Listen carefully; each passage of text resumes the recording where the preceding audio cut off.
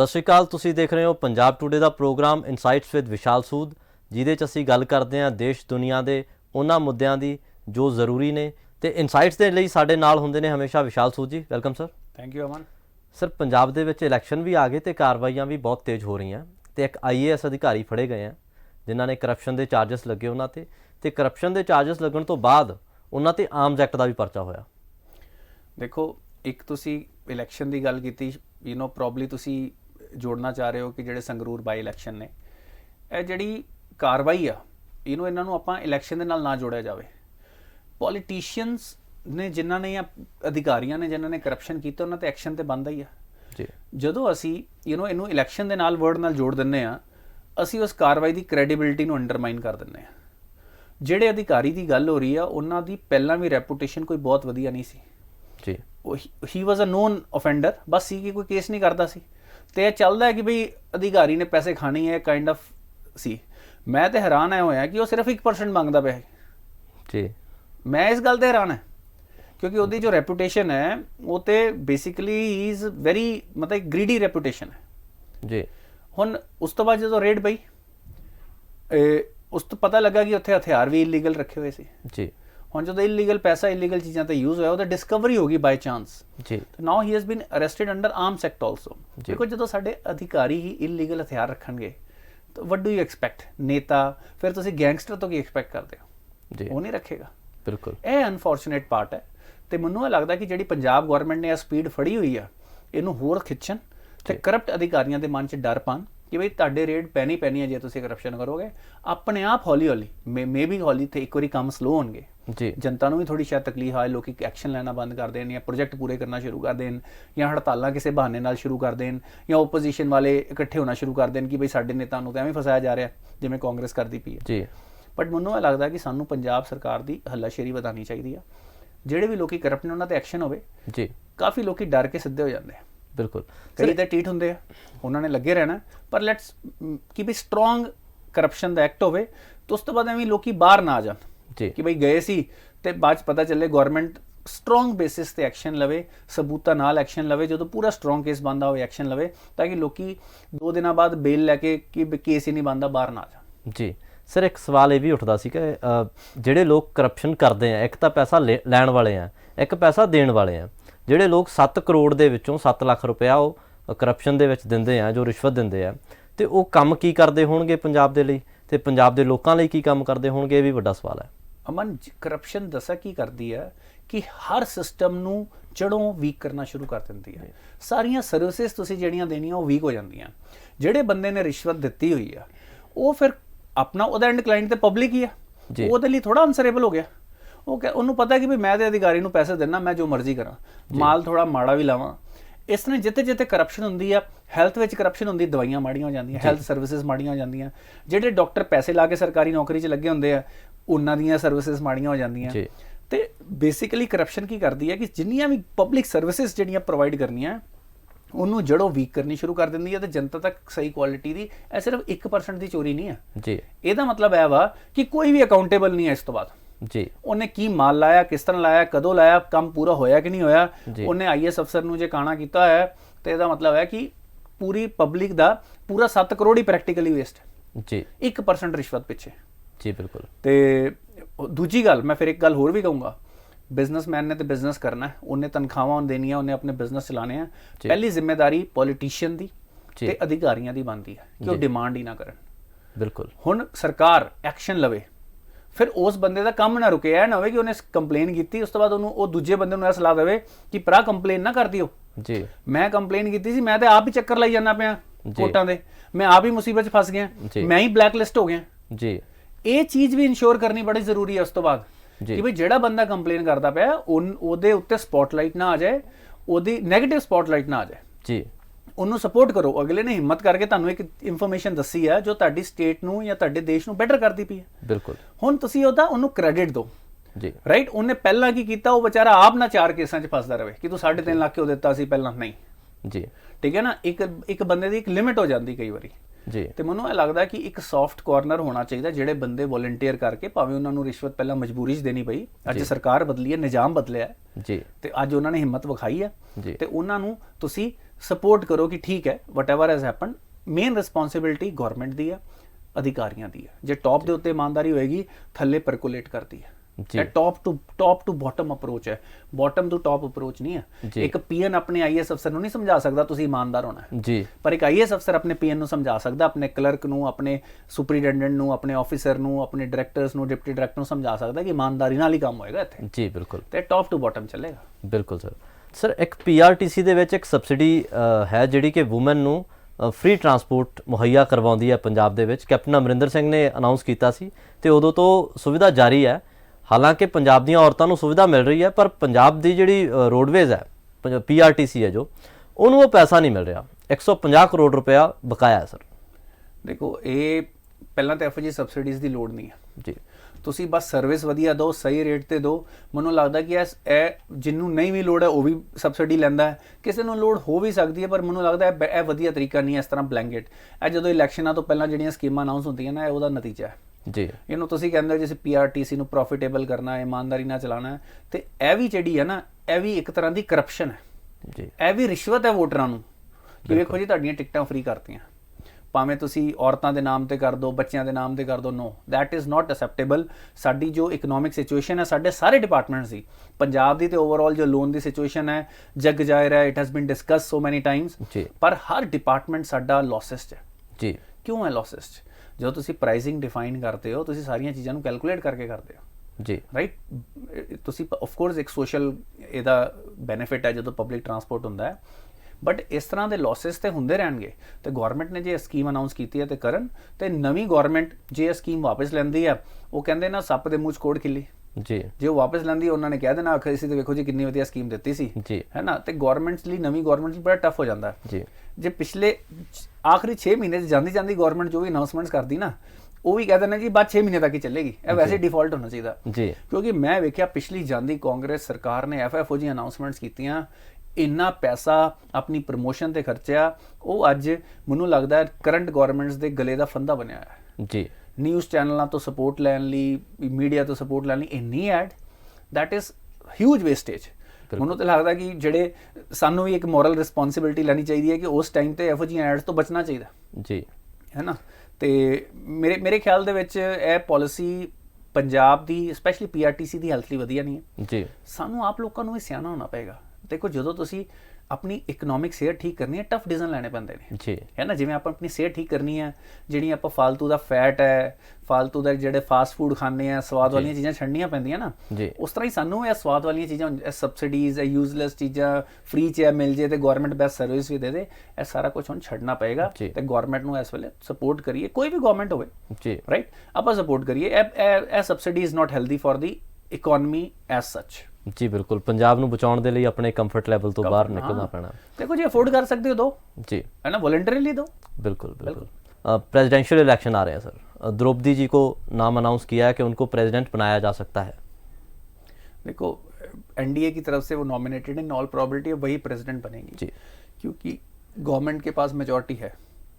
हालांकि यशवंत सिन्हा जी जो x BJP हैं, उन्हीं को ही फील्ड किया है जॉइंटली ओपोजिशन ने जी, बट आई डाउट कि उनके कुछ रियलिस्टिक चांस हैं प्रेसिडेंट बनने के। तो इन प्रोबेबिलिटी आप मान के चलिए कि हमारी फ्यूचर प्रेसिडेंट जो होंगी द्रौपदी जी होंगी। इट्स गुड टू सी कि यू नो एक वुमेन प्रेसिडेंट हमें मिल रही हैं, और उनका एज अ गवर्नर भी काफ़ी अच्छा एक्सपीरियंस रहा है, right, and she is very progressive. और ऑफ कोर्स हमारे करंट डेमोक्रेटिक सेटअप में प्रेसिडेंट का रोल होता है एक कॉन्शियस कीपर का जी, कि अगर गवर्नमेंट के कुछ डिसीजन उनको लगता है कि पब्लिक के हित में नहीं है जी, तो एक बार वापस जरूर भेजना कि इसको कंसिडर करो जी। हालांकि हमारा पार्लियामेंट्री सिस्टम है, उसके बाद उनको पास करना ही पड़ेगा, पर जब प्रेसिडेंट एक बार भी एक फाइल को वापस भेजता ना, एक पास लॉ को वापस भेजता रिजेक्ट करके, उससे सारी जनता एक बार सोचती है कि क्यों प्रेसिडेंट ने ऐसा सोचा जी। तो हमारा जो प्रेसिडेंट हो या you know any of our president, वो हमारे रिप्रेजेंटेटिव हैं, वो बेसिकली हमें हमारे ब्रांड एम्बेसडर होते हैं, वो पूरे इंटरनेशनली ट्रैवल करते हैं, कई टाई अप्स पे फाइनल साइन अप वही करते हैं, हमारी यूनिवर्सिटियों के चांसलर वही होते हैं। जी। तो हमारा जो बेसिकली प्रेसिडेंट हो वो उस लेवल पे हो, उनका वो माइंडसेट हो कि भाई वो देश के कॉन्शियस कीपर है जी। वो किसी पार्टी के, उसके बाद वो किसी पार्टी के नहीं रह जाते जी। वो पूरे देश के प्रेसिडेंट है। और वो गवर्नमेंट की अगर स्कीम में उनको लगता है कि भाई ये स्कीम सही नहीं है जी। तो मैं ये उम्मीद रखता हूं कि चाहे आपने रूलिंग पार्टी की आज मेजॉरिटी और आप उनके प्रेसिडेंट हैं पर आप क्वेश्चन कर पाए। जी। तो मेरे को लगता है कि इन ऑल प्रोबेबिलिटी वही प्रेसिडेंट बनेंगी। जी सर, पहले आदिवासी प्रेसिडेंट हो सकते हैं अगर द्रौपदी जी चुने जाते हैं, तो इसको पूरे भारत को कैसे देखना चाहिए? देखो, इसको देखना चाहिए कि हमारा जो डेमोक्रेटिक प्रोसेस रहा है उसकी आज एक विक्ट्री की तरह देखना चाहिए जी। कि आज किसी भी जाति से, किसी भी धर्म से लोग हमारे देश के प्रेसिडेंट रहे हैं। जी। राइट। तो ये हमें ये हमारा एक पहचान है, मल्टी कल्चरलिज्म। हम जो हमारे ऊपर आज अनफॉर्चुनेटली जो वेस्टेड इंटरेस्ट हैं, जो ये बोल रहे हैं कि हम अगेंस्ट माइनॉरिटीज हैं या एक पर्टिकुलर अपर कास्ट, ये जो कास्ट सिस्टम है हम उससे दूर हैं। जी। ये हमारे ऊपर एक कॉलोनियल लेगेसी में छोड़ा गया था जी। जिसका जो हमारे समाज में इसकी कोई जगह नहीं थी। जी। बेसिकली वो सेग्रीगेशन थी स्किल्स की, कैपेबिलिटीज की, रोल्स की, पर उसको अंग्रेजों ने एक्सप्लॉइट किया और हमारे अंदर एक कास्ट सिस्टम की तरह उसको प्रेजेंट किया और बहुत डिफरेंसेस क्रिएट कर दिए। आदिवासी हो चाहे किसी भी तबके से लोग हों, अगर उनको सही स्किल और अपॉर्चुनिटी मिलते हैं तो लीडर्स हर जगह से पैदा हो सकते हैं। It is a proud moment not just for Adivasi community, it is for everyone. जी। हमें खुश होना चाहिए। ये हौसला देगा सबको कि भाई मैं कहीं से भी उठ के आया हूं, मैं देश की हाईएस्ट पोस्ट पे पहुंच सकता हूं या पहुंच सकती हूं। ये लड़कियों के लिए भी आप सोचो कितनी बड़ी बात है कि एक आदिवासी लड़की, एक टाइम पे वो लड़की थी और वो आज देश की महिला प्रेसिडेंट बनी है। जी। राइट। तो ये हमारे देश की एक हिस्ट्री रही है कि हमने सबको एक ओपन आर्म से अपॉर्चुनिटी दी है और ये और भी डेमोक्रेटिक होता जा रहा है। मैं देख रहा हूं कि पिछले कुछ सालों में, पिछले 2 दशकों में हम और बेटर होते जा रहे हैं। जी। हम सबके लिए और अपॉर्चुनिटीज बन रही हैं। गवर्नमेंट की जो पॉलिसीज आई हैं, जो एजुकेशन अपॉर्चुनिटीज का एक्सेस, आप स्पोर्ट्स में देखिए हमारी लड़कियों ने कितने मेडल जीते और आप उन लड़कियों की बैकग्राउंड्स देखिए। आप देखेंगे आदिवासी या शेड्यूल कास्ट या शेड्यूल ट्राइब से भी लड़कियां को इक्वल अपॉर्चुनिटी मिल रही है और ये गवर्नमेंट की पॉलिसी से हो रहा है। जी। तो मेरे को लगता है कि जब हम एक ब्रॉड बेस्ड ग्रोथ देंगे, अगर आप ग्रोथ सिर्फ एक पर्टिकुलर सेक्शन को दोगे वो अच्छी ग्रोथ है ही नहीं, वो समाज में अनरेस्ट क्रिएट करती है। पर जब ग्रोथ ब्रॉड बेस्ड होती है कि हर कम्युनिटी के लोगों को फेयर मौका मिल रहा है, इसका मतलब ये नहीं है कि कोई विक्टिम कार्ड प्ले करे, कोई बोले जी हम माइनॉरिटी हैं, कोई बोले जी हमारे ऊपर ये अत्याचार हुए हैं और आज हमें सारी प्रेफरेंशियल ट्रीटमेंट मिल जाए, ये भी नहीं होना चाहिए। जी। Broad based opportunities, of course जो इकोनॉमिक रूप पे या सर्टन रूप पे जिनके पास सर्टन चैलेंजेस हैं, उनको हिंड्रेंसेस रही हैं, उनको आप लर्निंग के, ग्रोथ के या कुछ करियर अपॉर्चुनिटीज के मौके दो, पर वो भी एक स्ट्रक्चर्ड तरीके से, बैलेंस तरीके से कि एक फैमिली में कैसे देने हैं, एजुकेशन में देने हैं या जॉब में देने हैं, ताकि जो हमारा जो मेरिटोक्रेसी बेस्ड सिस्टम है उसके ऊपर कोई आंच ना आए। जी। पूरे विश्व में एक अच्छा एग्जाम्पल सेट किया जा रहा है भारत की तरफ से। जी सर, अग्निपथ के बारे में हमने काफ़ी चर्चा की, लोगों ने काफ़ी चर्चा की, उसका विरोध काफ़ी हुआ पर अब थमता जा रहा है और अजीत डोभाल जी ने कहा कि ये स्कीम सबसे अच्छी है और इसको रोल बैक नहीं करना चाहिए। देखो, अजीत डोभाल एक देशभक्त हैं जी, नेशनल सिक्योरिटी एडवाइजर हैं और अगर वो कह रहे हैं तो पूरी जिम्मेदारी से कह रहे हैं, सिर्फ इसलिए नहीं कह रहे कि he is part of the government जी, क्योंकि ये देश की सिक्योरिटी का मामला है। और सिर्फ उन्होंने नहीं, आनंद महिंद्रा, कितने टॉप एंटरप्रेन्योर्स, जी, एक्स आर्मी पीपल, बहुत लोगों ने बोला जी।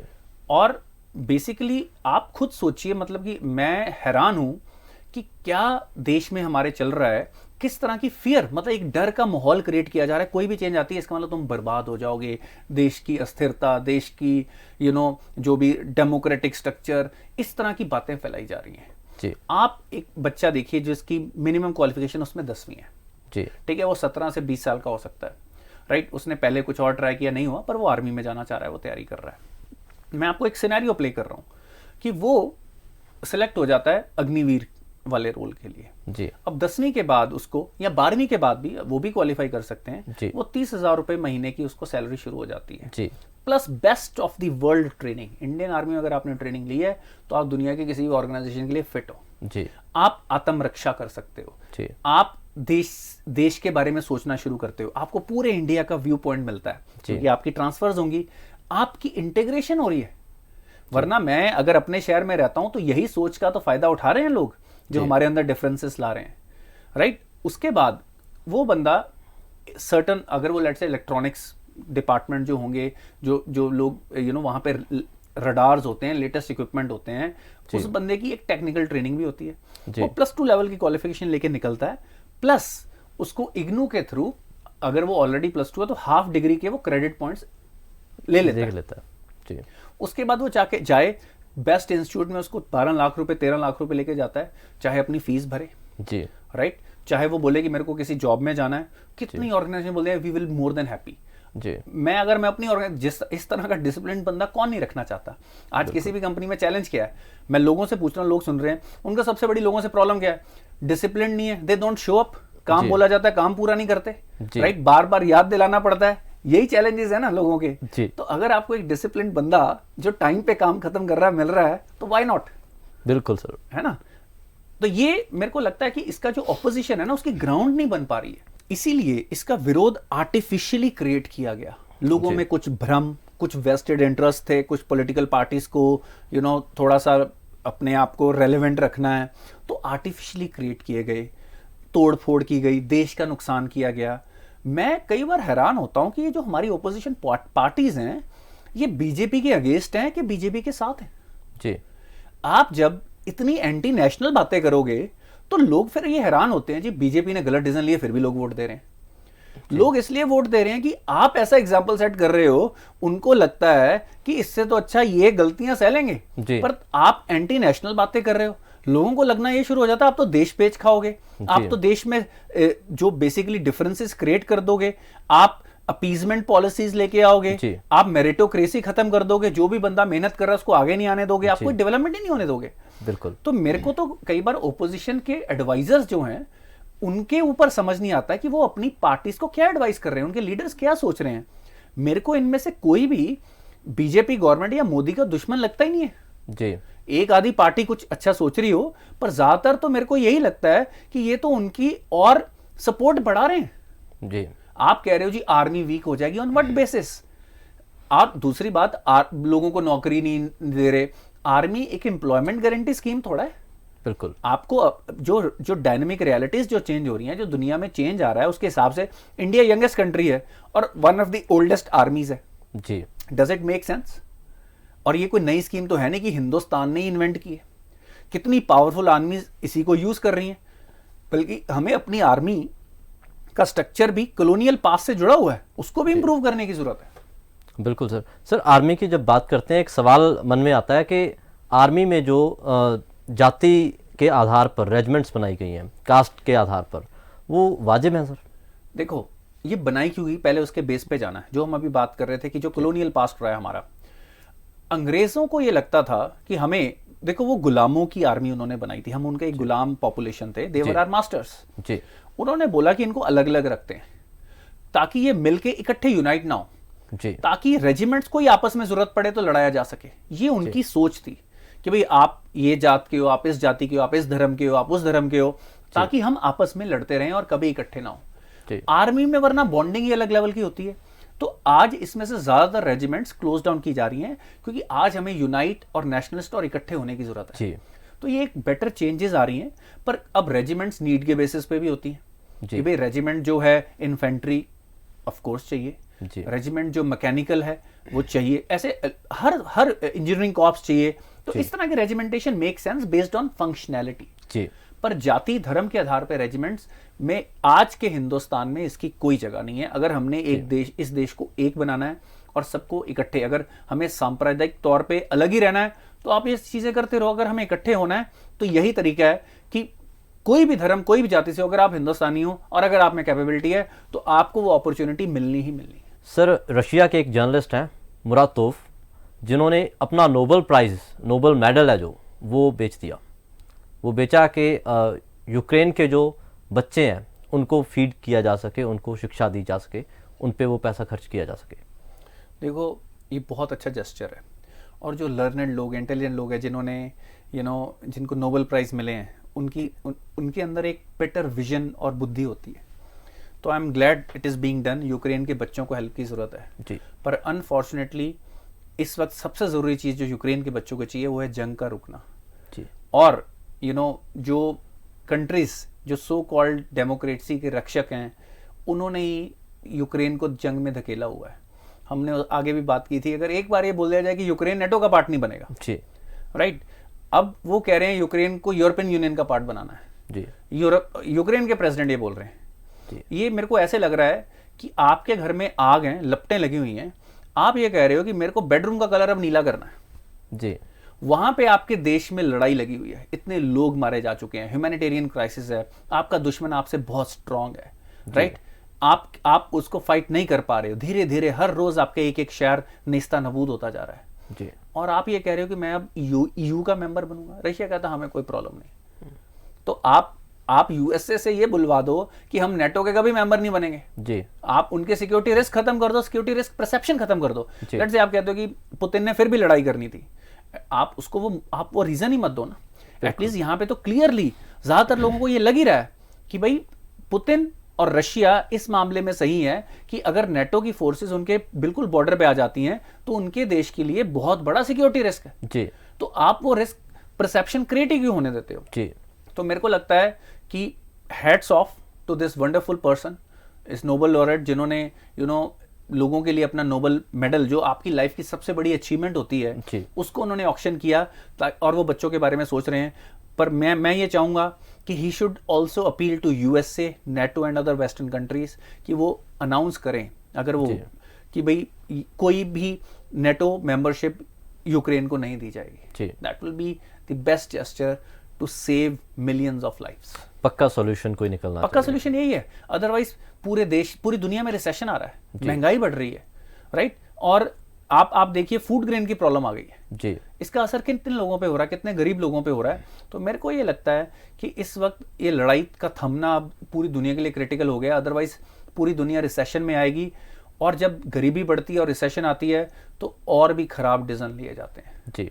तो ये वॉर एस्केलेट ना हो जाए, रशिया और यूक्रेन बॉर्डर से कहीं और ना पहुंच जाए, तो इस वक्त इस पे स्ट्रॉन्ग डिसीजन लेने की जरूरत है। बिल्कुल, आपने क्राइसिस की बात की सर। हमारा पड़ोसी देश है श्रीलंका, वहाँ के प्रेसिडेंट की पावर्स ख़त्म करने के लिए कैबिनेट ने रूल पास कर दिया। देखो, पहले राजपक्षे फैमिली ने अपने, उनके छोटे भाई प्राइम मिनिस्टर थे, जी नहीं, बड़े भाई प्राइम मिनिस्टर थे और वो खुद प्रेसिडेंट थे, तो उन्होंने उनके साथ मिलके प्रेसिडेंट को इतनी पावर्स दे दी कि किसी भी मिनिस्टर को सैक करो, फायर करो, कोई भी मिनिस्टर अपने पास ले लो, हर डिसीजन अपने थ्रू ले लिया। जी। जब पावर्स कंसंट्रेटेड होती हैं, उसका रिजल्ट श्रीलंका एक राइट एग्जांपल है। उन्होंने देश के लॉन्ग टर्म इंटरेस्ट नहीं सोचे, क्योंकि जो डेट आता था चाइना से, उसमें काफी हिस्सा उनकी पर्सनल वेल्थ में जा रहा था, क्योंकि जो भी प्रोजेक्ट आते थे उसमें वो रिश्वत लेते थे। जी। और चाइना ऐसे लीडर्स ढूंढता है जी कि भाई श्रीलंका को बर्बाद करने में जितना चाइना का हाथ है, उतना ही उस फैमिली का भी हाथ है। जी। उन्होंने रॉन्ग डिसीजन लिए, लालच में आए और इंडिया के भी इंटरेस्ट खतरे में डाले।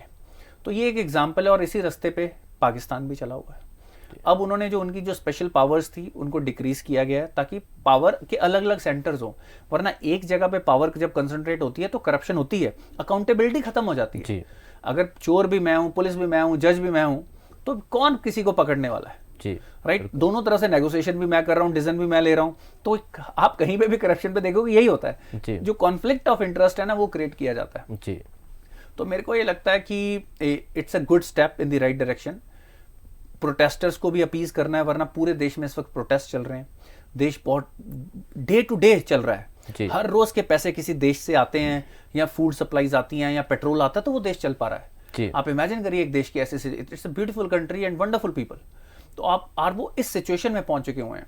तो मेरे को ये लगता है कि अब ये सारी जो लेसन्स हैं, ये हमारे आसपास के भी और जो मुल्क हैं, जो छोटे देश हैं, जो इस तरह के रिस्क पे पड़े हुए हैं, उनको भी अपने लेसन सीख लेने चाहिए जी। कि व्हाट आर द रिस्क अगर आप अगर आप डेट ट्रैप में फंसते हो चाइना के, और अगर आप पावर्स को एक ही जगह पे कंसंट्रेट करते हो।